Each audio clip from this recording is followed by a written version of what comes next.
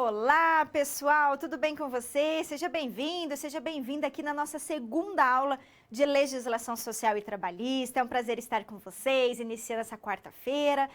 Espero que estejam animados, porque hoje a gente vai falar de dois institutos jurídicos muito importantes, que é o contrato e jornada de trabalho. Para quem ainda não me conhece, eu sou a professora Janaína Vargas Testa, sou mestre em Direito, advogada atuante na área trabalhista, então vai ser muito bacana a gente poder discutir aí temas voltados tanto ao direito do trabalho quanto ao direito previdenciário, ok? Então, para isso, a gente vai conhecer um pouquinho da contextualização da nossa aula, ou seja, conhecer um pouquinho sobre o que a gente vai conversar na aula de hoje. Vamos lá ver? Olha só, a gente vai começar ali falando da unidade 2, justamente para conhecer as características do contrato de trabalho e temas atinentes à jornada de trabalho, né? Ou seja, a gente vai fazer essa discussão. Nós também iremos, então, agora, exclusivamente falar sobre a unidade 2 do nosso livro, né? Particularmente sobre a unidade 2, e também vamos, olha só, falar um pouquinho sobre o contexto da nossa aula. Vamos entender um pouquinho esse contexto? Primeiro, gente, nós vamos conversar sobre o que é contrato de trabalho, que até poderia ser chamado de contrato de emprego, né? Que seria muito mais importante e interessante para a gente. Por quê?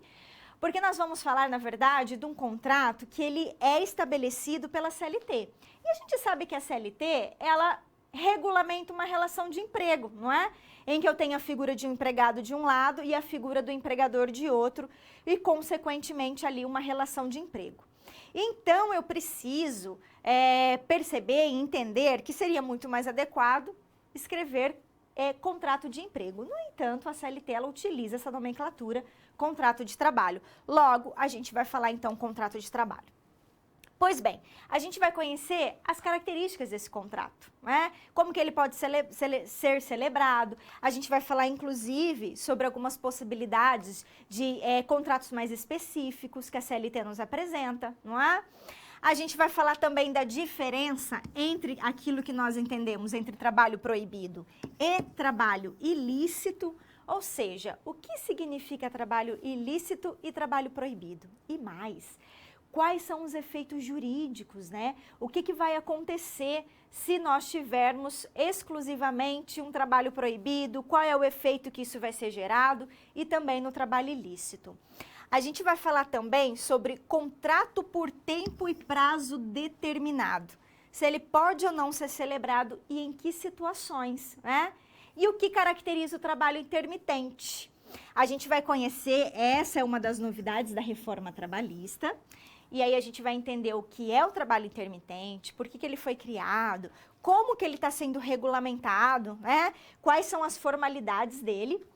A gente também vai entender um pouquinho sobre a diferença entre suspensão e interrupção do contrato, que nós vamos perceber que, em que pese o contrato de trabalho continue em vigor, ainda que ele esteja vigorando, nós vamos ter ali possibilidades de suspensão desse contrato e outras de interrupção do contrato.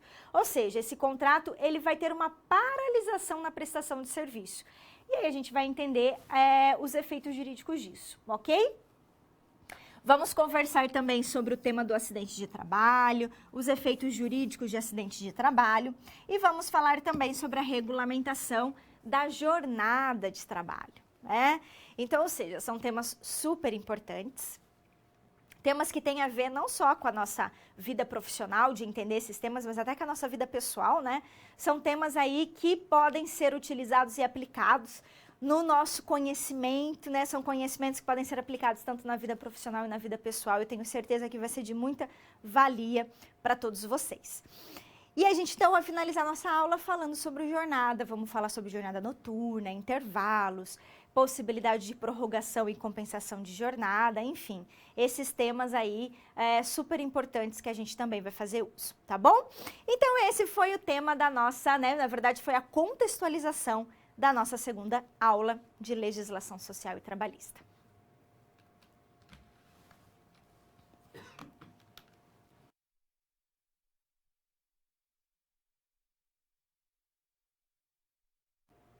Contrato de trabalho. Vamos conversar um pouquinho sobre o conceito de contrato de trabalho, como que ele pode ser celebrado, em que situações ele vai ser celebrado e em que momentos a gente pode celebrar esse contrato por tempo determinado, né? Vamos entender um pouquinho as especificações de um contrato de trabalho e entender como que ele é regulamentado. Bacana? Então vamos lá, olha só. Então, gente, se nós pudéssemos definir em poucas palavras o que seria um contrato de trabalho, a gente diria que ele é nada mais, nada menos do que um acordo, né? Um acordo entre empregado e empregador, que não necessariamente precisa ser um acordo expresso. O que é um acordo expresso? É quando eu vou lá e combino com o meu empregador, com o meu tomador de serviço, que eu vou prestar esse serviço para ele. O contrato de trabalho, não necessariamente ele será expresso. Ele pode ser um contrato tácito. Ainda que eu não tenha expressamente combinado, no mundo fático, no mundo real, eu estou prestando esse serviço, né?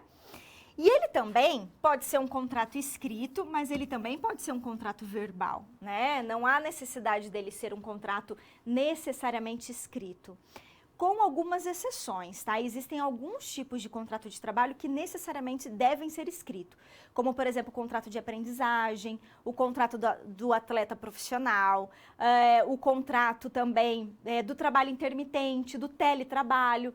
Aí há necessidade de serem contratos escritos. Mas, regra geral, gente, é porque são espécies de contratos específicos, por isso que há necessidade de serem escritos. Mas, regra geral, o contrato não necessariamente ele tem que ser escrito, ele pode ser verbal também, tá? E ele corresponde o quê? A uma relação de emprego, obviamente. Pois bem, durante esse contrato de trabalho, pode ocorrer de ter uma suspensão desse contrato. O que é uma suspensão? Ela é nesse momento em que o contrato é suspenso, eu vou ter uma paralisação temporária da prestação de serviço e não haverá pagamento de salário nesse momento. Então, ou seja, em regra, o período de afastamento do empregado não vai ser computado como tempo de serviço. E aí o exemplo que eu dei para vocês foi o afastamento por motivo de doença ou acidente a partir do 16º dia. Então, vamos entender um pouquinho isso aqui. Olha só.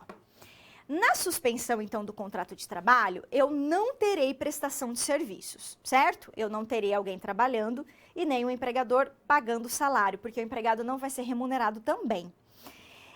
O tempo que decorre no período de suspensão, em regra, porque há exceções, ele também não é computado como tempo de serviço. Ok. O que é importante a gente entender com esse exemplo que eu trouxe? A gente sabe que quando alguém apresenta um atestado médico na empresa, pode ser decorrente de doença, acidente, não importa. Os primeiros 15 dias de afastamento são custeados pelo empregador. De tal forma que a partir do 16º dia de afastamento, aí o que vai acontecer? Há necessidade de ser requerido o benefício do INSS, o benefício do auxílio-doença. Não é assim? Pois bem, durante o benefício, então, do auxílio-doença, o que vai acontecer? Essa pessoa vai receber benefício previdenciário e não salário. Por isso que o contrato fica suspenso. Isso ocorre também na aposentadoria por invalidez, porque a aposentadoria por invalidez ela não é definitiva. Então, o contrato de trabalho também fica suspenso, tá bom? Bacana. E a interrupção? Qual que é a diferença? Vamos lá ver. Olha só. Na interrupção, gente, é um pouquinho diferente, por quê?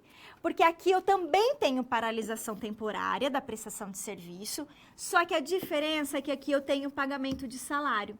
Então, em regra, o período de afastamento, ele vai sim ser computado como tempo de serviço para todos os efeitos legais, né? Como, por exemplo, o afastamento por motivo de doença ou acidente até o 15º dia.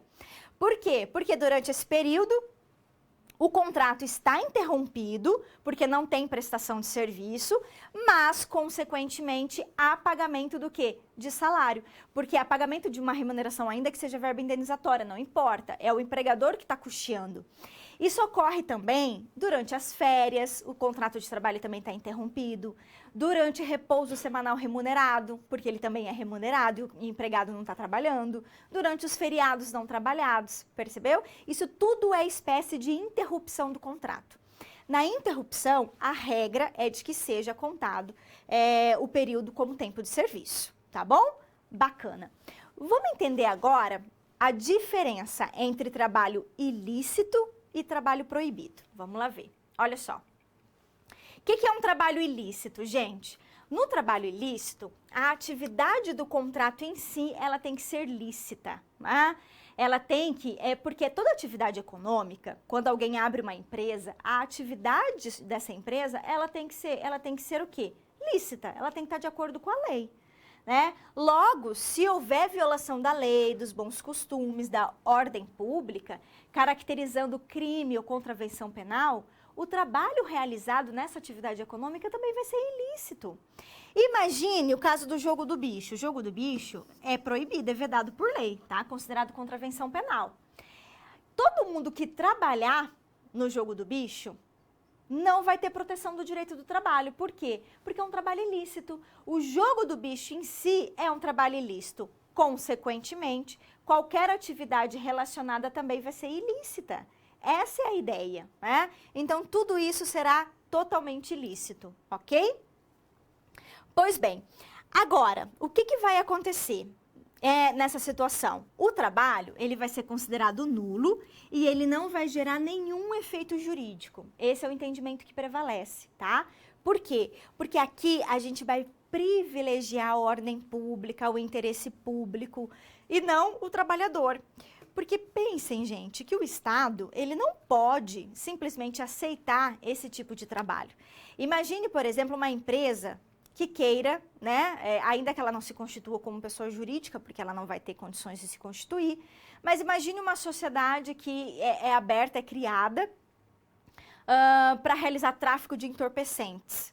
Essa atividade ela é totalmente proibida por lei, ela é considerada crime, atividade criminosa.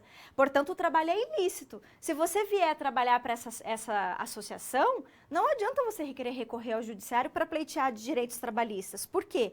Porque o Estado não vai te proteger nesse sentido. Porque o trabalho é ilícito, consequentemente, a atividade é ilícita, trabalho é ilícito e nulo. Percebeu? Agora, diferentemente, ocorre com o trabalho proibido. Vamos lá ver. O que acontece com o trabalho proibido? Já no trabalho do proibido, a atividade do empregador, ela é lícita e ela é legal, tá? Então, ela é lícita e ela é permitida por lei. Portanto, o trabalho executado pelo empregado, qual que é o problema aqui? É que o trabalho executado, ele tem irregularidades. Não é a atividade do empregador que tem irregularidades, não, ela é totalmente aceita por lei. Só que o trabalho que é feito por esse empregado específico apresenta uma irregularidade. Por quê? Porque viola uma norma imposta pelo Estado. Aí o exemplo que eu trouxe aqui é o trabalho do menor de 16. A gente tem que lembrar que o menor de 16 anos, ele só pode trabalhar na condição de aprendiz, por meio de contrato de aprendizagem, a partir dos 14 anos. Mas ele não pode celebrar um contrato de trabalho regular, ele não pode. Então, nesse caso, eu tenho um trabalho proibido, tá? E qual que é o efeito jurídico disso? Aqui o trabalho também é nulo, só que ele gera efeitos. A proteção do direito do trabalho, porque aqui eu vou privilegiar o trabalhador e não vou privilegiar o quê? E não vou privilegiar justamente a ordem pública. Vocês perceberam? Então, existe uma diferença entre trabalho proibido e trabalho ilícito. E as consequências também são diferentes, ok? Então, essa foi a nossa discussão sobre contrato de trabalho.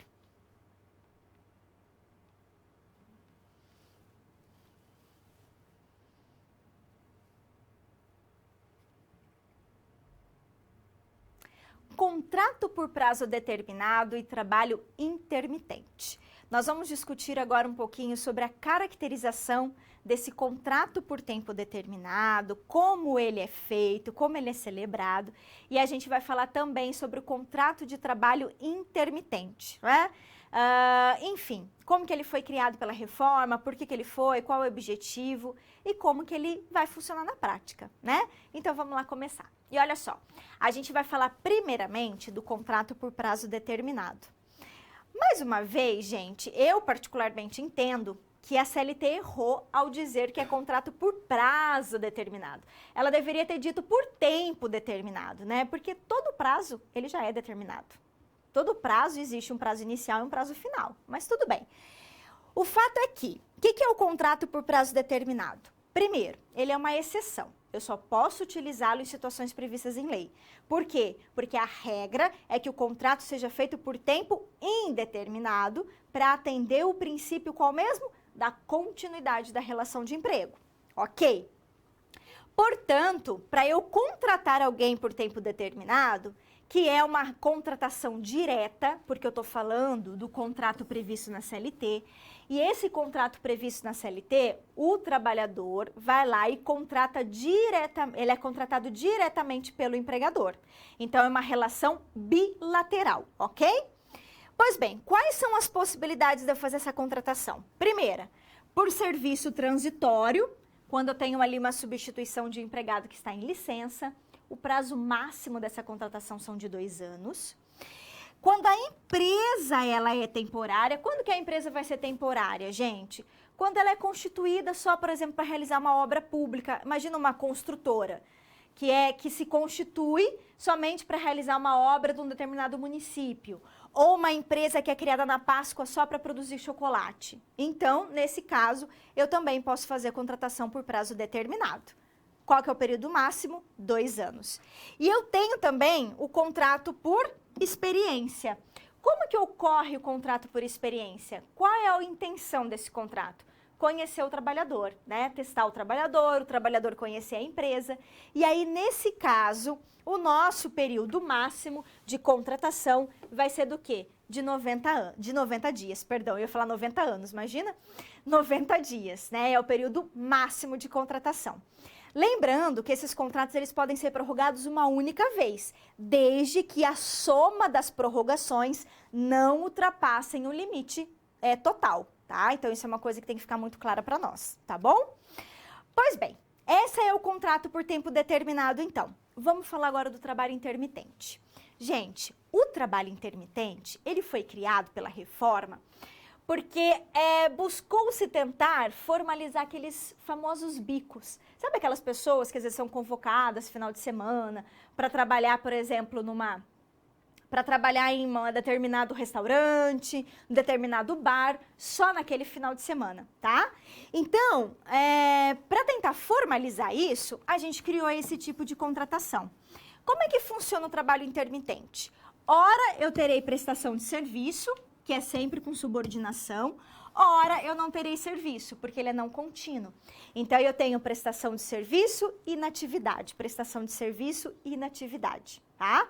Aqui, gente, o contrato tem que ser sempre feito por escrito e faz-se necessário especificar o valor da hora de trabalho, tá? Então, essa é uma das, inclusive, recomendações que são feitas em relação ao trabalho intermitente.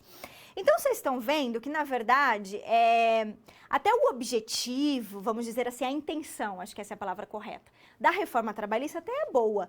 Por quê? Porque ela quis formalizar esses famosos bicos. O problema é que o trabalho intermitente ele pode virar uma regra no nosso país. E aí isso gera um caos muito grande. Porque daí o empregado vai ficar à mercê do empregador, o trabalhador nunca vai saber em que momento ele vai ser convocado ou não, quando que ele vai ter remuneração, quando ele não vai. Ou seja, vai gerar uma incerteza, uma insegurança muito grande, né? Esse é o grande problema, tá? Mas enfim, como que funciona o procedimento? Vamos lá ver, olha só. Para eu convocar esse trabalhador, ele tem que ser convocado, segundo a CLT, com 3 dias de antecedência, tá? Então eu convoco. E aí o empregado tem que me responder no prazo de um dia útil. Aí se ele ficar em silêncio, professora, se ele ficar em silêncio eu vou entender que houve recusa, tá? Que ele recusou, ok? E se uma das partes descumprirem, pode ser tanto o empregador quanto o empregado, nós vamos aplicar uma multa de 50% da remuneração devida e que tem que ser aplicada para ambas as partes, né? Então é mais ou menos assim. O empregador convocou, certo? Convocou, e aí o empregado tem que responder. Se o empregado ficar quieto, recusou. Mas se ele falar, não, eu vou aceitar a convocação e não comparecer, ele vai ter que pagar a multa. Agora, se o empregado comparecer, o empregador desistir, aí ele também paga a multa, tá? Então funciona assim, tudo bem? É no sentido para poder criar aí um certo comprometimento, né? E assumir o encargo que foi estabelecido, tá bom? Vamos lá para a gente fechar, então, o trabalho intermitente. Pois bem, logo depois que finaliza o trabalho, ao final de cada prestação de serviço, então imagine a situação que o empregado, o trabalhador, foi lá convocado final de semana, trabalhou sábado e domingo num restaurante. E aí no finalzinho da prestação de serviço dele, porque ele foi convocado para 2 dias, não é? Ele vai receber a remuneração dele parcial, férias parcial, 13º parcial, repouso semanal remunerado e os devidos adicionais. E aí o empregador tem que recolher a contribuição previdenciária e também também o recolhimento do FGTS. E se ele mantiver esse contrato com o mesmo empregador, isso lhe dá um direito de ter férias a cada 12 meses de prestação de serviço. Então, a cada 12 meses que ele prestou serviço para o mesmo empregador, ele tem direito a usufruir esses 30 dias de férias e durante esse período ele não pode ser convocado, tá? Para o trabalho, tá bom? É isso, gente. Então, essa foi a nossa discussão sobre contrato por tempo determinado e trabalho intermitente.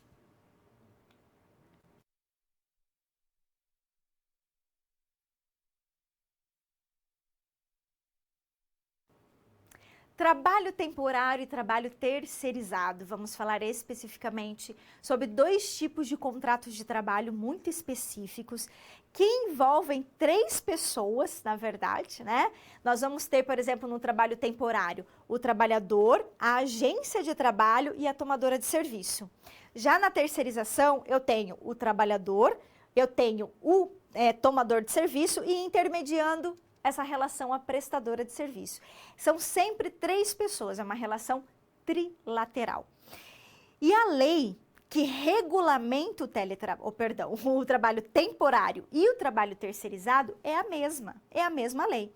Só que a gente vai perceber que ainda que haja, né, essa regulamentação, a gente vai perceber que existem especificidades nos 2 tipos de contratos. Não são contratos, aliás, são contratos completamente diferentes, tá bom? Então, vamos começar falando do trabalho temporário. Vamos lá ver. Olha só. Pois bem, gente, o trabalho temporário, então, ele é regulamentado por essa lei, ele não é regulamentado pela CLT, mas sim pela Lei 6.119 de 74. Eu coloquei aqui as alterações significativas que nós tivemos em 2017, que alterou essa lei, tá? E aí é sempre bom a gente entender que o trabalho temporário existe uma relação trilateral, né? Esse empregado vai ser empregado da agência, ele é registrado como empregado da agência, mas ele sempre presta serviço para a tomadora, né? Por isso que a gente fala que é uma relação trilateral. É sempre importante também entender que o trabalho temporário, ele não se confunde com o contrato por tempo determinado que está lá na CLT. Por que ele não se confunde? Porque geralmente os alunos costumam confundir porque as hipóteses de contratação são muito parecidas, né? Para eu contratar um trabalhador temporário, geralmente as hipóteses são as mesmas para eu contratar alguém por tempo determinado. Só que a grande diferença é que quando eu contrato alguém por tempo determinado, é o empregador que está contratando diretamente esse empregado. Então, é uma relação bilateral, percebeu? Então, eu sou dona de uma loja, eu preciso de uma vendedora no final do ano, eu vou lá e contrato uma vendedora. Então, relação bilateral. Agora, no trabalho temporário, não. No trabalho temporário, eu tenho 3 pessoas envolvidas. Então, imagine eu como dona de uma loja. Eu chego no final do ano, eu preciso de uma trabalhadora. Aí, ao invés de eu contratar alguém diretamente, uma vendedora, o que eu faço? Eu aciono uma agência de trabalho e peço para que essa agência me envie uma trabalhadora, uma vendedora. Percebeu? Então, eu tenho 3 pessoas participando. Por que é importante saber isso? Porque os efeitos jurídicos são diferentes. Um eu vou aplicar o CLT, outro eu vou aplicar uma lei específica, tá bom? Bacana. Vamos falar mais um pouquinho sobre o trabalho temporário. Olha lá. Gente, quais são as hipóteses, então, da contratação por trabalho temporário? Substituição transitória de pessoa permanente, então é muito parecida lá com a CLT, né? Então é para eu substituir alguém em férias, substituir alguém em licença. Ou quando eu tenho uma demanda complementar de serviço. O que significa demanda complementar de serviço? Justamente no momento em que eu vou o quê? Eu tenho uma maior carga de serviço naquele momento, então eu preciso aumentar esse período, não é? Pois bem, qual é o prazo dessa demanda complementar de serviço? O prazo é de 180 dias. que eu posso contratar, no máximo. Esse prazo pode ser 180 dias contínuos ou não, mas ainda existe a possibilidade de eu pedir prorrogação, desde que eu comprove a necessidade, por mais de 90 dias, tá? Lembrando que a tomadora de serviço, ela responde de forma subsidiária se a agência de trabalho não pagar as dívidas trabalhistas desse trabalhador. Então, o que é responsabilidade subsidiária? É uma responsabilidade secundária. Então, quem é o devedor? É o empregador. Quem que é o empregador? A agência de trabalho. Mas vamos supor que ela não tenha como pagar. Aí o trabalhador pode acionar a tomadora. Percebeu? Então, essa é a lógica, tá? Primeiro a agência e depois a tomadora. Ok? Bacana. E o trabalhador terceirizado, gente? Nós sabemos que a gente teve aí uma grande mudança também da terceirização. A terceirização, né, antes dessa grande mudança que nós tivemos em 2017, ela só era permitida no caso de limpeza, no caso de vigilância e no caso de atividade meio da empresa. O que é atividade meio? Atividades secundárias que a empresa faz, entendeu? Então, eu poderia contratar terceirizados para fazer a limpeza, terceirizados para ficar na vigilância, e eu poderia contratar terceirizados para realizar atividades secundárias da empresa. Nunca a atividade principal dela, que a gente chama de atividade fim. Mas com a mudança em 2017, hoje nós podemos terceirizar tudo. Uma empresa, se ela quiser, ela pode ter só apenas trabalhadores terceirizados, se ela fizer essa opção, tá bom? Então, vamos conhecer um pouquinho a terceirização, olha só. O que é o trabalho terceirizado, então? Primeiro, é importante entender que aqui eu não posso ter subordinação e pessoalidade. O que significa isso? A tomadora não pode tratar o terceirizado como se fosse empregado dela. Não pode, porque isso gera vínculo diretamente com ela, tá? O que significa isso na prática? Significa que se eu contratei trabalhadores terceirizados, eles não são meus empregados. Portanto, eu não posso exigir determinar exigências e também não posso exigir que seja aquele trabalhador a exercer atividade na minha empresa. Eu não posso exigir que seja a Ana, né, ou a Beatriz, o João, o Paulo, não posso, porque não pode existir pessoalidade. Eu tenho que falar assim, ó, para a prestadora de serviço, me mande o trabalhador. É a prestadora de serviço que vai determinar quem é que vai. Percebeu? Então, por isso que não tem subordinação e nem pessoalidade. Sob pena de descaracterizar a terceirização, tá? Agora, aquilo que a gente já comentou, trabalho terceirizado pode ser para qualquer atividade, atividade meio, atividade fim. E também a tomadora, ela também tem responsabilidade subsidiária. O que é responsabilidade subsidiária? Ela também responde justamente no caso dela ter o quê, gente? Da prestadora de serviços não dar conta de pagar esse contrato. Então, vamos supor assim, que uma empresa, ela vai lá e acione uma prestadora de serviço e fala assim, ó, vamos dar o exemplo da limpeza. Me mande tantos trabalhadores para a limpeza. Esses trabalhadores são convocados e depois eles acabam não executando esse serviço, né? Manda um trabalhador X, Y, Z e esses trabalhadores não se adequam. Aí posso pedir substituição? Eu até posso entrar em contato com a prestadora e falar, olha, os trabalhadores que vocês me mandaram aqui, eu não estou gostando por causa disso, faça substituição. O que não pode é a tomadora simplesmente assumir esses trabalhadores como se fossem empregados. Porque ela não pode querer exigir, por exemplo, que o trabalhador labore da forma como ela determina, porque também não pode ter subordinação.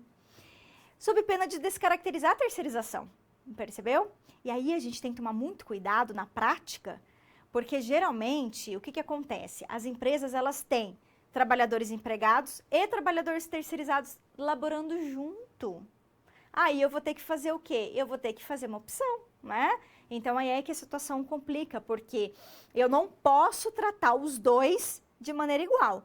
Então, eu vou ter que simplesmente, vou ter que tratar o terceirizado como trabalhador terceirizado e contratar meu empregado como empregado, ainda que eles façam a mesma função, tá? Isso é bem complicado na prática. Por isso que a terceirização, ela acaba aí tendo um efeito um pouco perigoso, tá bom? Pois bem, gente, então essa foi a nossa discussão sobre trabalho temporário e trabalho terceirizado.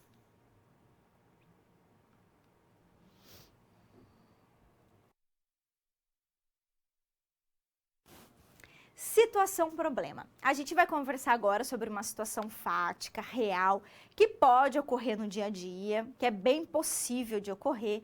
E a gente vai tentar, então, trazer uma solução para essa situação problema, fazendo uso dos nossos conhecimentos de legislação social e trabalhista. Vamos lá? Olha só. Numa determinada empresa, e aí só para esclarecer para a gente, essa empresa, ela é uma empresa de eventos, tá? Então, imagine que eu tenho aqui uma empresa de eventos, que realiza eventos, né? E aí, o que vai acontecer? Nessa empresa que realiza eventos, laboram as seguintes trabalhadoras. A Maria tem 15 anos e ela não tem formalização no contrato de trabalho dela. Tá? Então, a Maria ela é empregada, mas ela não tem contrato de trabalho formal e ela tem 15 anos de idade. Ok. A Sara, ela tem 21 anos e ela foi contratada diretamente pela empresa de eventos por 4 meses, então, ou seja, parece que é um contrato que já tem um tempo determinado, né? Em virtude da licença maternidade da empregada Sofia. Ok, então a Sofia estava em licença maternidade, a Sara foi contratada para substituí-la. Ok. A Marilda, ela é empregada, na verdade, da empresa Tudo Limpo. Ela é empregada de uma outra empresa, mas ela presta serviços nessa empresa de eventos, que é chamada de Alegria é a Sua Festa, há 3 meses. Certo? Pois bem. Aí eu pergunto para vocês. Considerando essas situações, gente, e a partir desses dados, eu questiono. Há alguma irregularidade aqui no contrato da Maria, no contrato da Sara ou no contrato da Marilda? O que vocês acham? Para que a gente possa analisar esse contrato da Maria, da Sara e da Marilda, para a gente entender, nós precisamos saber o que é contrato de trabalho proibido, o que é contrato de trabalho ilícito, o que é um trabalho terceirizado, o que é um trabalho temporário, o que é um trabalho por tempo determinado previsto na CLT. Eu preciso conhecer todas as regras para analisar essa situação. Certo? Então, vamos tentar resolver juntos, aplicando o nosso conhecimento? Então, vamos lá. Olha só. Vamos avaliar a Maria primeiro. Gente, a Maria, a nossa amiga Maria, obviamente que tem irregularidade. Ela tem 15 anos de idade. Tá falando pra gente que ela foi contratada como aprendiz? Não tá. Então, se ela não foi contratada como aprendiz, até porque para ser aprendiz, para ter contrato de aprendizagem, eu preciso de contrato escrito formalizado. A gente viu que não tem, né? Então, há irregularidade. Então, no caso da Maria, trata-se de trabalho proibido, né? Por quê? Porque a Maria ela tem idade inferior ao permitido por lei. Ela tem 15 anos e eu só posso trabalhar com 16 anos completo. Logo, o trabalho do menor de 16 a partir dos 14 apenas é possível no contrato de aprendizagem. Porém, o caso não se trata de aprendiz, porque nem sequer houve formalização desse contrato. Logo, o contrato de aprendizagem, ele pressupõe diversos requisitos, inclusive a formalização escrita. Portanto, não existe, formalidade. Agora, vamos ver aqui a situação da Sara. No caso da Sara, gente, não há nenhuma irregularidade. Por quê? Porque é um contrato por prazo determinado, né? Perceba que a empresa, ela contratou diretamente a Sara. Então, é um contrato por tempo determinado. A empresa, então, o que ela faz aqui? Ela, com o objetivo de substituir pessoa permanente, que está em licença maternidade da empregada Sofia, ela contratou diretamente a trabalhadora Sara. Perfeito! O prazo de 4 meses está dentro do limite legal, porque aqui nesse caso seria 2 anos no máximo. E ainda, gente, não é trabalho temporário, por quê? Porque não houve intermediação de uma agência de trabalho, né? Então, perfeito o caso da Sara. Agora, para a gente fechar, e a Marilda? Tem irregularidade? Também não. A Marilda, ela é o quê, gente? Ela é uma terceirizada, né? Trata-se de um contrato de terceirização, por quê? Porque a Marilda, o exercício falou pra gente, a situação problema, que a Marilda, ela era empregada da empresa em limpeza Tudo Limpo. Se ela era empregada de uma empresa, significa que essa empresa é prestadora de serviço, tá? Prestadora de serviço que faz o quê? Fornece trabalhadores para prestar serviço na tomadora, que é o quê? A empresa de eventos. Antes da reforma trabalhista e até antes da lei da terceirização, já era permitido terceirizar serviços de limpeza, né?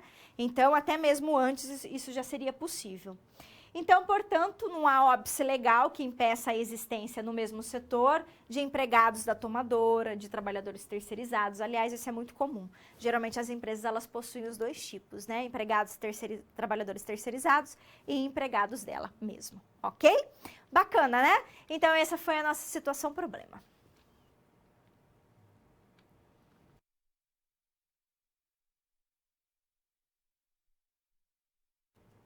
Interação. O nosso momento agora é de interação. Então, a gente vai fazer a resolução de um exercício. Vamos verificar, né, esse exercício, como que a gente vai aplicar ou não. E é o momento também de você enviar eventuais dúvidas. Talvez eu não consiga sanar todas as dúvidas de vocês, aí eu peço, por favor, que vocês, aquelas que não serão aqui resolvidas, solucionadas e sanadas, que vocês encaminhem pelos canais de comunicação para que eu possa respondê-las, tá bom? Vamos lá ver o nosso exercício, olha só. Vamos lá para a tela. Na verdade, vocês precisam verificar essas duas assertivas, dizendo se elas são verdadeiras ou falsas, tudo bem? Eu vou dar um tempinho para você resolver e para você enviar sua dúvida e eu volto daqui a pouco. Até mais.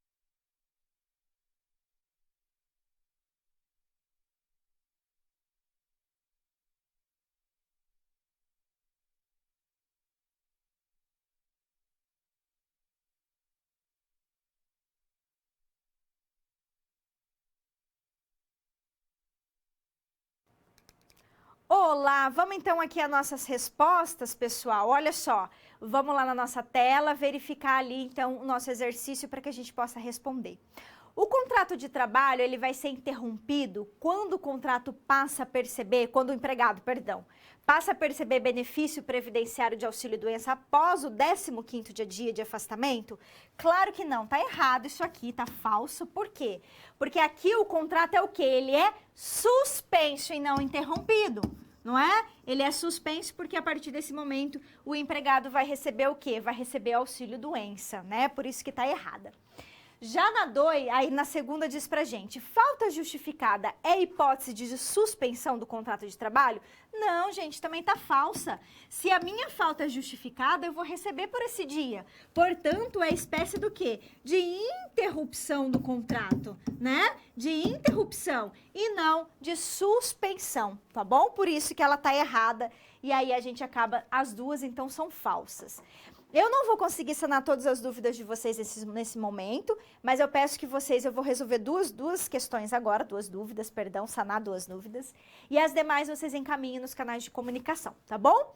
Eu tenho aqui o Polo de Santa Catarina falando assim, professora, o auxílio doença é uma indenização de 91% sobre o salário, benefício, e ele é recebido de forma temporária. O auxílio acidente tem caráter indenizatório por uma limitação, perfeito, depois das lesões serem consolidadas. E o valor é de 50% do valor do salário-benefício. Tá certo, não é uma dúvida, então? Tá tudo certo o que você disse aí, tá? É isso aí mesmo, tá bom? E aí o Polo lá de Minas Gerais dizendo pra gente, professora, na CLT prevê que o contrato de experiência é de 90 dias, ok? E que poderá ser em 2 períodos, desde que a soma dos 2 períodos não ultrapasse os 90. Perfeito. E a renovação deverá ser igual ou maior que o primeiro? Pergunta. Existe um prazo mínimo e um prazo máximo para o contrato? Ah, entendi. Se eu faço de 2 dias e depois de 88, tá? Entendi. Não, não existe, tá? A lei não fala. A CLT, ela não fala se tem que ser 30 mais 30, 45 mais 45, 20 depois mais 50. Não fala, tá? Aí, claro, 2 e 88 é meio estranho. Sou um pouco estranho, porque como é que você vai testar um trabalhador com 2 dias? Mas não existe vedação legal para isso. A lei não impede que você faça isso. A única coisa que a lei ela determina é que a soma dos 2 períodos, das duas, né, da prorrogação e do contrato e da prorrogação, não ultrapasse 90 dias, tá? Pode até ser menor que 90, mas só não pode ultrapassar. Bacana? Legal. Vamos que vamos, gente? Então, esse foi o nosso momento de interação.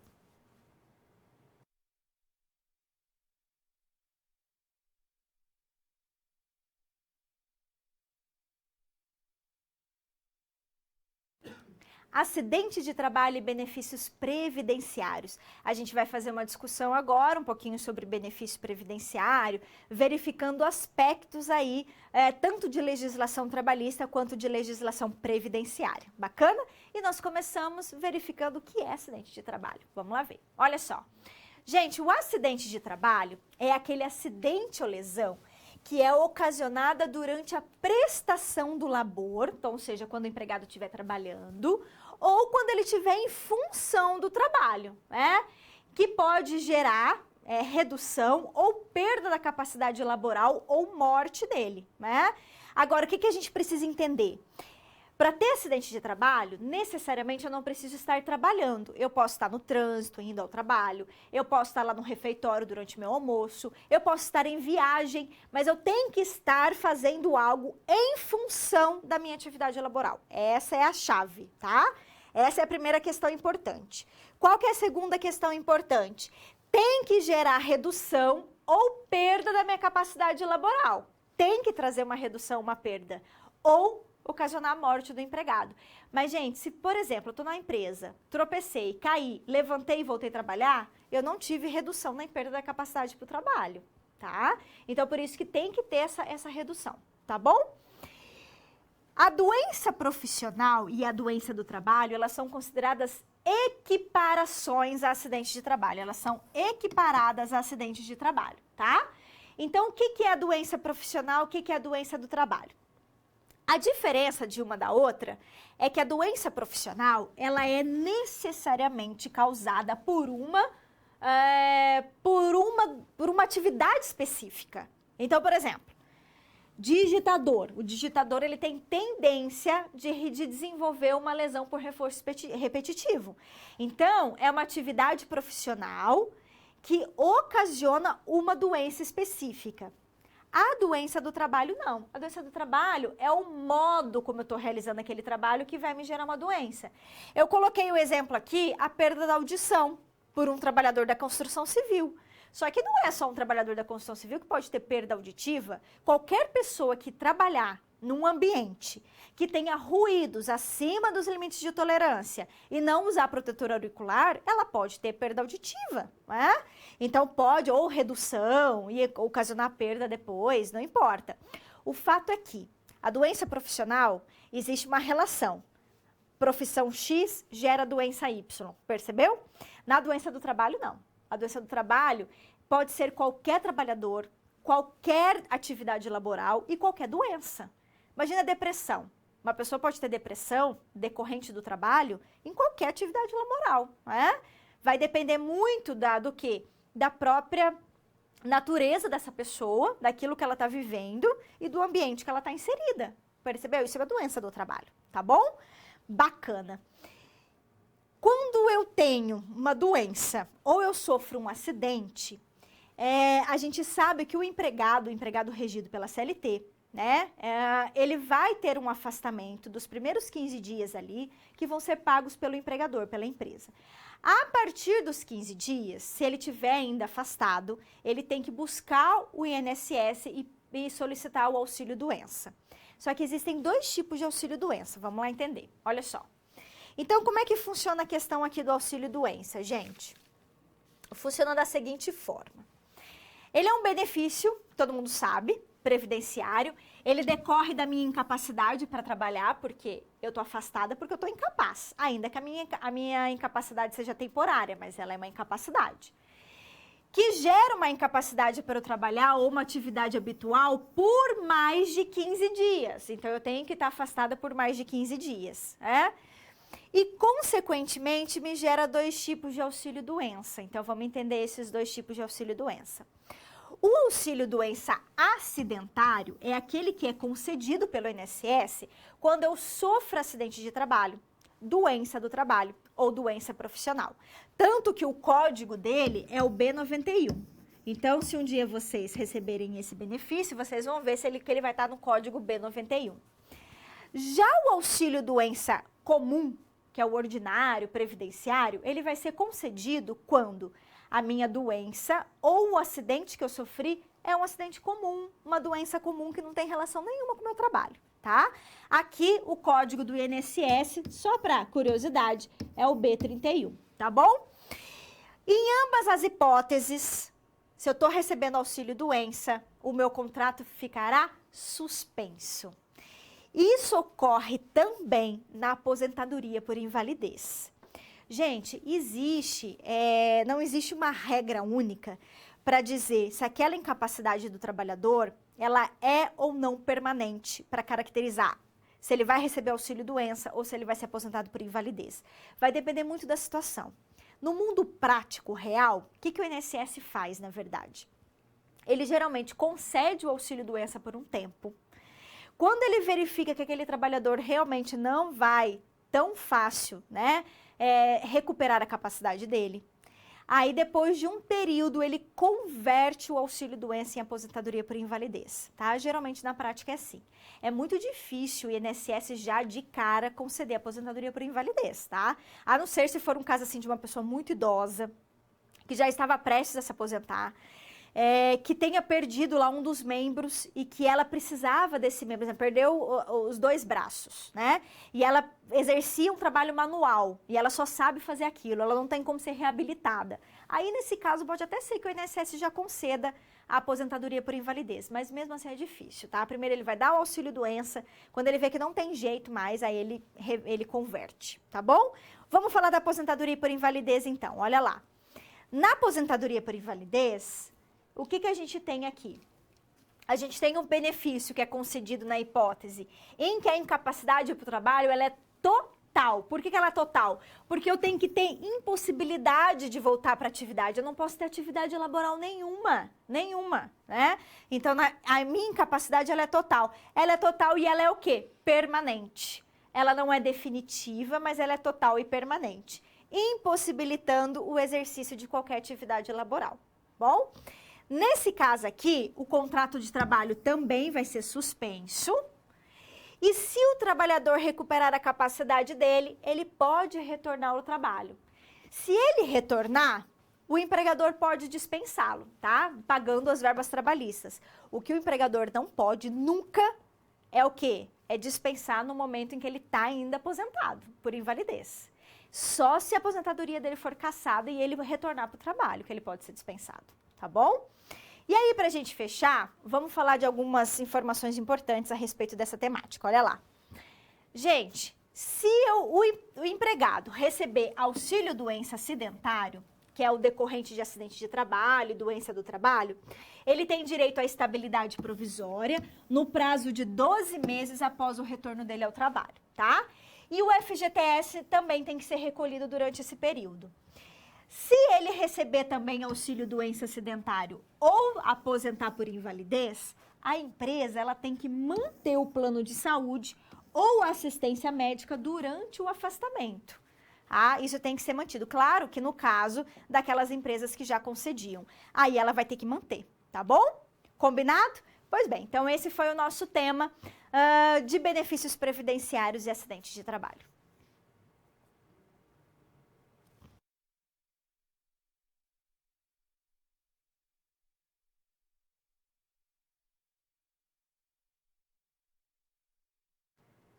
Jornada de trabalho. A gente vai fazer uma discussão agora de um tema super importante de jornada, que é super importante do direito do trabalho, que é o tema da jornada, né? Então vamos lá começar. E a gente começa ali falando justamente e entendendo o que é jornada de trabalho, né? A jornada de trabalho, então, gente, ela é um lapso temporal diário, ou seja, é o período que o empregado ele está à disposição do empregador, né? Então é aquele período em que ele fica à disposição desse empregador. Só não será tempo à disposição se ele permanecer na empresa para algumas atividades particulares, lazer, descanso, estudo. Isso aqui está previsto lá no parágrafo 2º do artigo 4º da CLT. Isso aqui foi inserido pela reforma trabalhista, tá? Porque acontecia, às vezes, de empregado ficar na empresa, depois que ele parava de trabalhar, para fazer alguma coisa, né? Uma atividade que não tem a ver com a atividade laboral e ele pedia hora extra. Então, por isso que foi incluído esse parágrafo 2º, tá bom? A Constituição Federal e a CLT, elas estabelecem como limite de jornada o labor de até 40 horas, 44 horas na semana e 8 horas diária, tá? Então, a gente também tem que entender isso aqui. E tem que ser mantido o controle de jornada sempre por meios idôneos, tá, gente? Claro, a gente sempre tem que lembrar que é super importante controlar a jornada do empregado, porque jornada é um dos temas que mais, assim, recorrentes na Justiça do Trabalho, porque o empregado não anota correto, né, o cartão ponto, e aí depois acaba sendo desconstituído esses cartões pontos. Então, é importante que seja um registro idôneo, tá bom? Agora, existem aqueles que são excluídos do controle de jornada, que não precisam ter sua jornada controlada. Quem são eles? Vamos ver. Olha lá. Quem estão, então, excluídos desse controle de jornada? Os gerentes, desde que, de fato, eles tenham cargo de gestão, ou seja, eles têm que mandar mesmo, né? Não é simplesmente falar que a pessoa é gerente, ponto final. Não. Ele tem que exercer um cargo de gestão, realmente. Além disso, ele tem que ter um salário superior, né, pelo menos 40% a mais dos demais empregados, para justificar o cargo dele. Além disso, os empregados que exercem atividade externa incompatível com a fixação de horário de trabalho. Gente, nesse caso aqui, nós temos que anotar no carteira de trabalho e no registro de empregados, tá? Tomem cuidado com isso aqui, porque essa atividade externa que o empregado faz tem que ser, de fato, impossível controlar o horário de trabalho dele. Porque se houver possibilidade de eu controlar, ele vai ter que ser, ele não pode ser excluído da jornada, percebeu? ele só vai ser excluído da jornada se de fato, se realmente ele estiver em atividade externa incompatível com a fixação do horário de trabalho, né? Eu não tenho condições de controlar a atividade desse empregado, o horário que ele trabalha e o horário que ele inicia, o horário de término. Se tiver condições, eu tenho que anotar, tá bom? E também os empregados em regime de teletrabalho, né? Teletrabalho, para quem não se lembra, são aqueles que laboram em domicílio, no seu próprio domicílio, domicílio do empregado. E aí a justificativa é que realmente também nessa hipótese não haveria possibilidade de controle. Por isso que eles também estão excluídos do controle de jornada. Bacana? E a jornada noturna, quando ela ocorre? Vamos lá para a nossa tabelinha para a gente ver. Eu fiz aqui uma tabelinha para facilitar o nosso entendimento. E essa tabelinha traz para a gente o seguinte, que o empregado urbano, ele trabalha, né, o empregado urbano, em jornada noturna das 22 às 5. Essa é a regra geral. Claro que existe possibilidade de prorrogação de jornada, mas essa é a regra geral. O adicional noturno é de 20% e o tempo de uma hora noturna dele é de 52 minutos e 30 segundos, tá? Porque a hora noturna ela é reduzida. Ela é reduzida por quê, gente? Se vocês fizerem a conta, das 22 às 5 da manhã são 7 horas só. Mas como a jornada ela é contada, perdão, a hora ela é contada menor, aí a gente soma 8 horas de trabalho, tá bom? O rural, por sua vez, é diferente.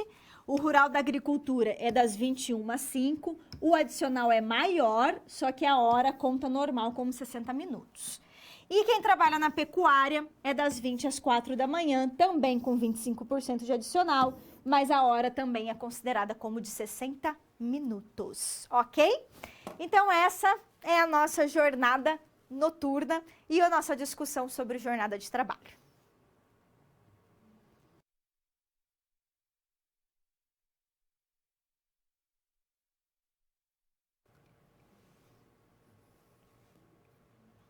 Vamos falar sobre prorrogação, compensação de jornada e intervalos previstos em lei.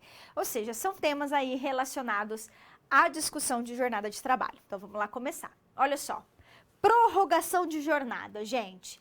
Primeira coisa, prorrogar a jornada significa trabalhar a mais daquilo que eu fui contratada. Então, por exemplo, se a minha jornada é de 6 horas, se eu trabalhar 7, eu já estou em jornada extraordinária, já estou em prorrogação, né? É a hora extra que eu faço por dia. A CLT, ela permite que haja um acréscimo de 2 horas extras por dia, mediante um acordo individual, uma convenção coletiva ou acordo coletivo de trabalho, tá? Mas isso tem que ser combinado com o empregado. Ai, professora, mas eu conheço gente que faz 4 horas extras por dia. Tá errado. A lei só permite 2. Ah, então quer dizer que eu não preciso pagar? Claro que precisa, né? O fato de você estar violando a lei, aliás, devia ser punido, tem que ser aplicada uma multa, na verdade, a essa empresa que coloca empregado para fazer hora extra acima de 2 por dia, porque a lei não permite isso, tá bom? Qual que é o valor de adicional? Eu vou receber a minha hora acrescido de 50%. Lembrando, gente, que se eu fizer a hora extra em dias considerados como de repouso, como por exemplo no domingo, vamos supor que domingo é o meu dia de repouso, porque nem todo mundo repousa no domingo, né? Mas vamos supor que meu domingo seja o meu repouso semanal remunerado. Se eu vier elaborar no domingo, eu não vou receber só 50%, eu vou receber em dobro. Então, em dobro, 100%. Isso decorre lá de uma súmula do TST, tá bom? A mesma coisa em feriados. Nos feriados trabalhados, feriados também são dias de repouso semanal, remunerado. Então, se eu trabalhar, eu também vou receber em dobro, tá bom? E como que eu posso criar compensação de jornada? O que significa compensação de jornada? Primeira coisa, fazer acordo de compensação de jornada significa que eu vou trabalhar mais para compensar em outro dia, certo? São acordos de compensação e existem inúmeras modalidades de acordo de compensação. O fato é que na compensação, ao invés de eu remunerar como hora extra, de eu pagar a hora, eu vou pedir para o empregado compensar. E aí existem várias possibilidades. Por exemplo, eu posso criar um acordo de compensação para compensar o sábado. Aí, o que eu vou fazer? Eu vou trabalhar durante a semana a mais para compensar o sábado. Eu posso também, por exemplo, deixa eu pensar um outro exemplo. Eu posso ainda trabalhar durante a semana, trabalhar 2 horas durante a semana em um determinado dia e na semana seguinte trabalhar um pouco menos. Fazer uma compensação nesse sentido também é possível. Eu posso até vir a trabalhar no meu dia de feriado e compensar na semana seguinte esse feriado. Também é um acordo de compensação, tá bom? Então vamos lá falar um pouquinho sobre ele, olha lá. O que é a compensação de jornada então, gente? Ela trata-se de um instituto que visa compensar a realização de horas extras pelo empregado ao invés de remunerar como extraordinária, né? Então, a gente aplica aqui um regime de compensação de horas. Ele pode ser celebrado com um acordo individual, pode ser um acordo até tácito, combinar com o empregado, né, sem fazer isso por escrito, desde que a compensação seja no mesmo mês, né? Então, a gente tem que tomar cuidado aí no momento de compensar, tá, gente? Em que momento a gente vai compensar? E existe também um acordo de compensação, uma modalidade de compensação que é chamada banco de horas. Esse banco de horas, ele tem que ser celebrado e especificado um pouco maior. Por quê? Porque o banco de horas permite que você vai criando um banco, né? Você vai criando um banco de horas em débito, horas em crédito. E aí, uma hora, esse banco vai ter que zerar. Então, existe um prazo para que seja zerado esse banco, né? Então, vamos falar um pouquinho sobre isso. Olha lá. O que é o banco de horas, então? Ele é uma modalidade, então, de compensação de jornada. Só que, gente, ele tem que estar regulamentado, previsto em acordo ou em convenção coletiva. E ele tem que ser zerado no máximo, período máximo de 1 ano, tá? Então, eu tenho que zerar. Só que para esse banco de horas ele ser válido, eu tenho que respeitar as 44 horas na semana e eu tenho que respeitar o limite máximo diário de 10 horas. Por que 10 horas? Porque eu posso trabalhar 8 e fazer 2 horas extras.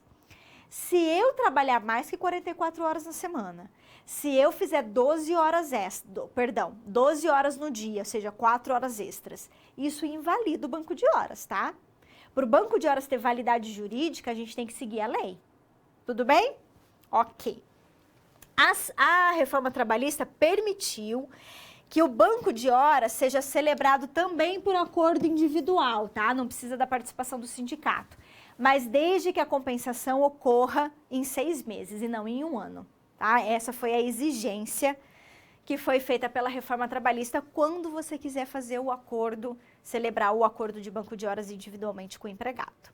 Certo? Vamos fechar falando de intervalos? Então, olha lá. Quem são esses intervalos, né? Quais são os intervalos previstos em lei? Existem 2 tipos. O intervalo interjornada, que é aquele intervalo que eu tenho de uma jornada de um dia, né, e em relação à jornada do dia seguinte, tá? Eu preciso ter esse intervalo de 11 horas, ao menos. E eu também posso acrescentar essas 11 horas, mais 24 horas de descanso semanal remunerado, quando for... Vamos supor que meu descanso seja no domingo, e eu trabalhei no sábado, até às 7 horas da noite, né? Até às 19 horas. Para eu laborar na segunda-feira, eu tenho que descansar 11 horas mais 24, que é o dia do meu repouso, entendeu? Agora, de um dia para o outro, de um dia normal de trabalho para o dia seguinte, eu tenho que respeitar 11 horas de intervalo interjornada.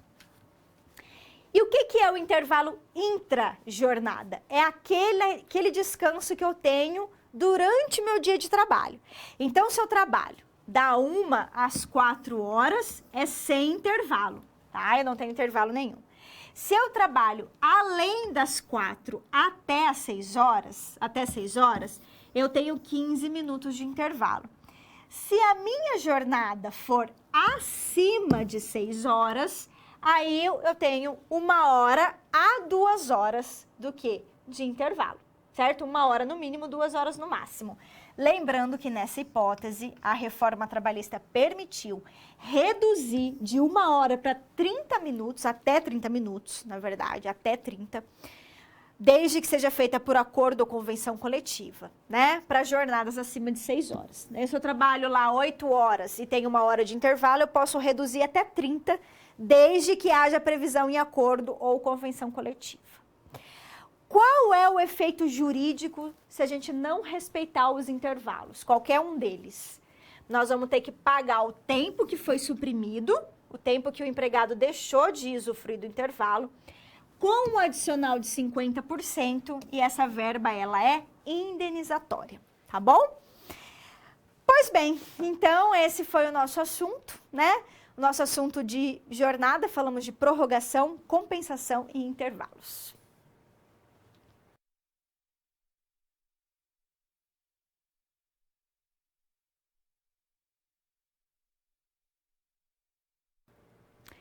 Vamos à nossa segunda situação problema e a gente vai fazer agora uma análise também de uma situação fática, real, que pode ocorrer em qualquer empresa e vamos tentar trazer uma solução, né? Uma solução para essa situação fazendo uso dos nossos conhecimentos, né? Então vamos lá começar, olha só. O setor de finanças de uma empresa de eventos, ele possui uma empregada. Quem que é essa empregada? A empregada de nome Lara. A Lara está afastada do trabalho há 9 meses, porque ela sofreu 2 tiros na perna esquerda em um assalto. Olha só, em um assalto que foi feito inclusive nessa empresa. A Lara, ela requereu a aposentadoria por invalidez, porque ela diz que não tem mais condições de trabalhar. A empresa de eventos pretende dispensar a Sara assim que ela retornar ao trabalho, ou tão logo seja concedida a aposentadoria dela. Olha o que a empresa está querendo fazer, gente. Aí eu pergunto, diante dessa situação, é possível dispensar a empregada afastada Lara no momento em que ela retornar ao trabalho? Ela pode, gente? Na hipótese da Lara se aposentar por invalidez, a empresa pode dispensar?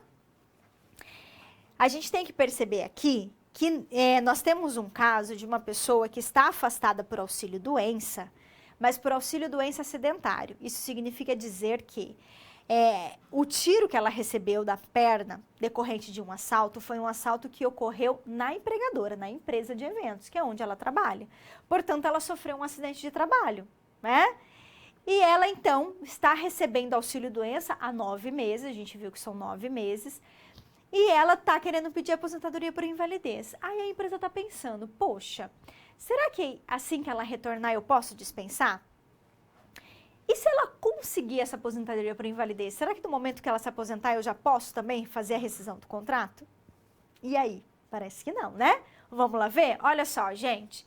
A Lara, pessoal, ela goza de estabilidade provisória. Não podemos esquecer que a estabilidade provisória, ela é decorrente de acidente de trabalho, doença do trabalho e doença profissional, não é?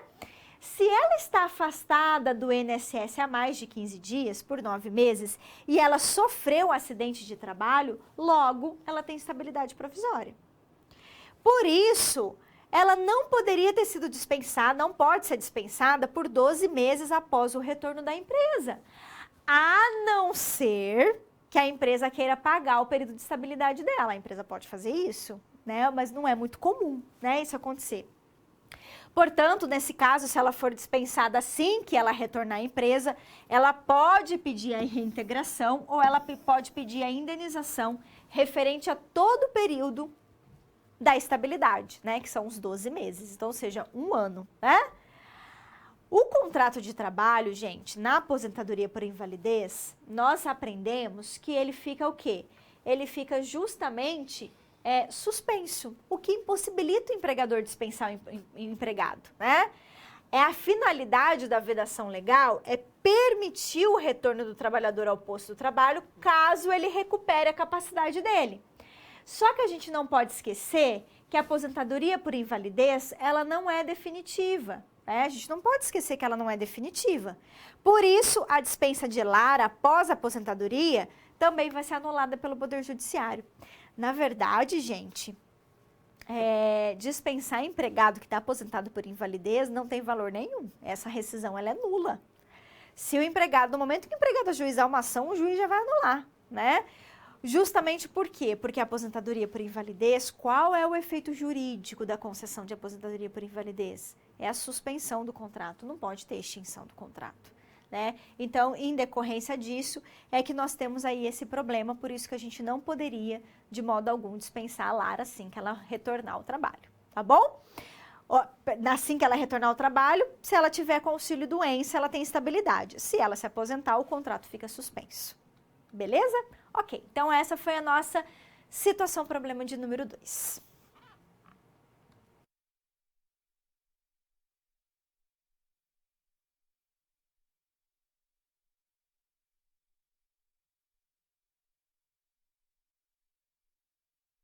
Agora é de interação. Então a gente vai conhecer aqui um caso, né? A gente vai, na verdade, não conhecer o caso, a gente vai para o momento do Kahoot, né? Perdão, eu estava vendo ali a tela, por isso que eu acabei aqui fazendo uma certa confusão. Nós, na verdade, vamos fazer uma atividade agora, respondendo a 2 questionamentos que eu lancei para vocês no Kahoot. Então, olha lá a nossa tela, tá vendo ali? Por favor. Então, vocês têm que acessar o kahoot.it, digitar o PIN que eu vou passar agora para vocês e então colocar o nickname, né, e responder esses questionamentos, tá bom? Então, olha só, vamos colocar aqui, eu já vou colocar para vocês.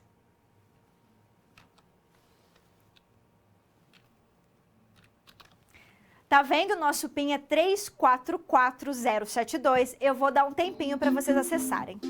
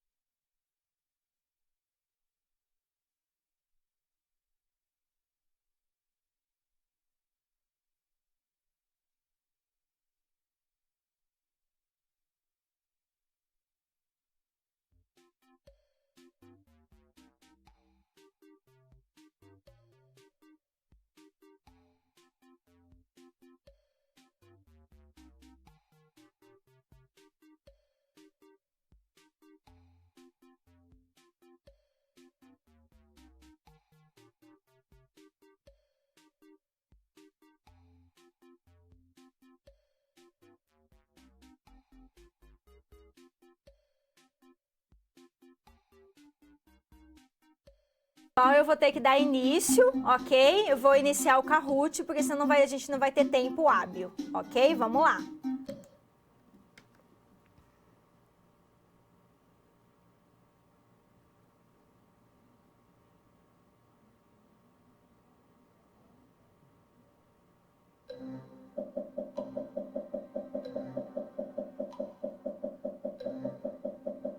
Essa questão vai pegar a gente.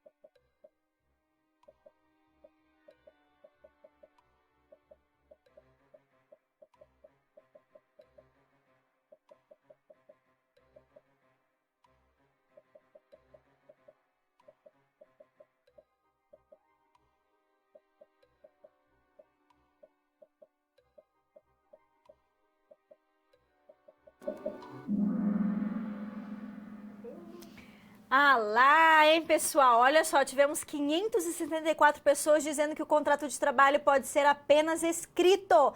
Tá errado, gente. Ele pode ser também verbal, ele pode ser... O que tá errado aqui é dizer que é apenas verbal ou apenas escrito.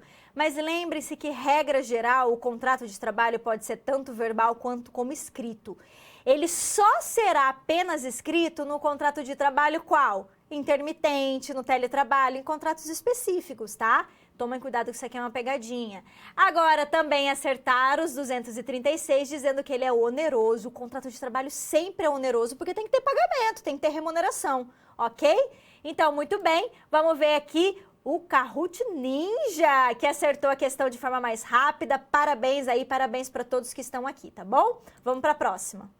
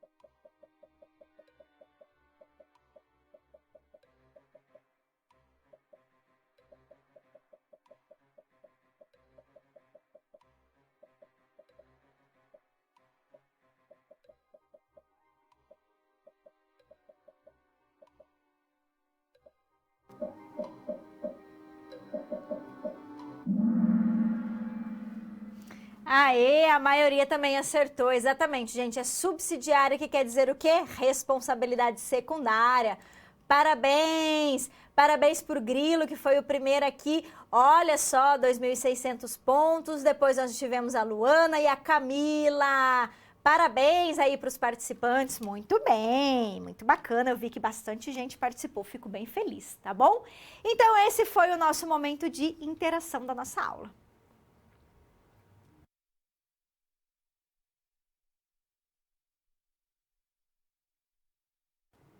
Recapitulando, a gente vai fazer agora uma breve análise dos elementos principais que nós conversamos na aula de hoje, só retomar aí palavra-chave dos principais temas para a gente conseguir assimilar. Então vamos lá, olha só. A gente falou então sobre o conceito de contrato de trabalho, lembrando que, regra geral, o contrato de trabalho pode ser expresso, tácito, verbal e escrito, tá bom? Que corresponde sempre a uma relação de emprego. Lembrando que o contrato de trabalho necessariamente será escrito no caso de contratos específicos, como o contrato de aprendizagem, o teletrabalho, contrato de trabalho intermitente, tá bom? A gente viu também que existem possibilidades de interromper e de suspender o contrato. A diferença é que na interrupção tem pagamento de salário, na suspensão não tem. Nas duas não há prestação de serviço pelo empregado, mas na interrupção, em regra, é contado o tempo, né, que está interrompido como tempo de serviço, tá bom? Falamos da diferença entre o trabalho ilícito e o trabalho proibido. No trabalho ilícito, gente, a atividade econômica é ilícita, né? Ela viola a lei, ela pode ser caracterizada como crime, como contravenção penal. Logo, a gente não vai ter proteção do direito do trabalho. O direito do trabalho não vai proteger, então não existem efeitos jurídicos. A gente também falou do trabalho proibido. O trabalho proibido é aquele trabalho que é lícito, que a atividade é lícita, mas tem uma irregularidade porque viola uma lei do Estado, né? Por exemplo, colocar um menor de 16 anos para trabalhar numa atividade normal, né? Isso é um trabalho proibido. Só que no trabalho proibido eu tenho a proteção do direito do trabalho, né? O direito do trabalho, ou seja, esse empregado vai ter direitos trabalhistas da mesma forma. A gente também falou do contrato por prazo determinado, previsto lá na CLT, as hipóteses permitidas. A gente falou do trabalho intermitente, que é aquele em que, ora, o trabalhador é convocado, ele presta serviço, ora, ele fica inativo. Falamos do trabalho temporário, que é aquele que é feito por meio de uma intermediação de uma agência, não é? Também com prazo fixado e também nas hipóteses legais. Falamos do trabalho terceirizado, que é aquele que envolve uma prestadora de serviço, em que esse trabalhador vai elaborar para a tomadora, não é? O que mais que nós conversamos? Falamos também de acidente de trabalho, doença do trabalho e doença profissional e os benefícios que são decorrentes, como o auxílio-doença e a aposentadoria por invalidez. E fechamos falando sobre jornada, né, a permitida por lei, o máximo previsto na Constituição, possibilidades da gente prorrogar, da gente compensar. Falamos sobre os intervalos previstos em lei e sobre a jornada noturna, né? Então, esses foram os temas da nossa aula de hoje. Espero que vocês tenham gostado, que tenha sido um conhecimento útil, né? E a gente se encontra na próxima semana, tá bom? Um grande beijo, até mais.